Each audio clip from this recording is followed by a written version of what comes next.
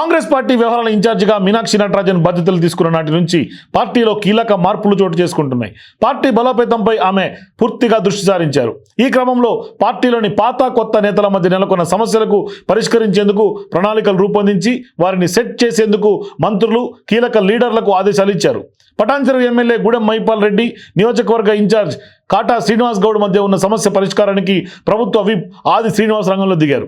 కొద్ది రోజులుగా గూడెం కాటా మధ్య వివాదం నెలకొన్నది. బీఆర్ఎస్ నుంచి కాంగ్రెస్లో చేరిన మైపాల్ రెడ్డి నియోజకవర్గంలో ఇష్టారీతిన వ్యవహరిస్తున్నారని, ఎవరికీ సమాచారం ఇవ్వకుండా కార్యక్రమాలు చేస్తున్నారని, ఎప్పటి నుంచో నియోజకవర్గాన్ని పట్టుకొని ఉన్న లీడర్లను పట్టించుకోవడం లేదని సొంత పార్టీ నేతలు రోడ్డెక్కారు.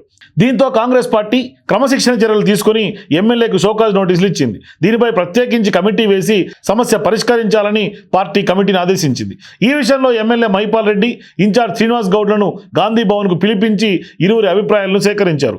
శుక్రవారం ఇదే విషయంపై దామోదర్ రాజనరసింహతో ప్రభుత్వ విప్ ఆది శ్రీనివాస్ సమావేశమయ్యారు. పటాన్చెరు కాంగ్రెస్ పార్టీలో చోటు చేసుకుంటున్న ఘటనలపై చర్చించారు. గూడెం కాటా ఇష్యూపై చర్చించినట్లు తెలిసింది. ఈ విషయంలో ఏ విధంగా ముందుకెళ్తే బాగుంటుందని మంత్రి అభిప్రాయాన్ని శ్రీనివాస్ తీసుకున్నట్లుగా తెలుస్తోంది. పటాన్చెరు కాంగ్రెస్లో నెలకొన్న పరిస్థితులపై ఇప్పటి వరకు సేకరించిన అభిప్రాయాలు, ఇతర అంశాలన్నింటినీ అధిష్టానానికి త్వరలోనే నివేదిస్తామని ఆది శ్రీనివాస్ తెలిపారు. దాదాపు నేతల మధ్య సమన్వయం కుదిర్చి పార్టీ బలోపేతానికి కృషి చేసే దిశగా ప్రయత్నిస్తున్నామని పేర్కొన్నారు.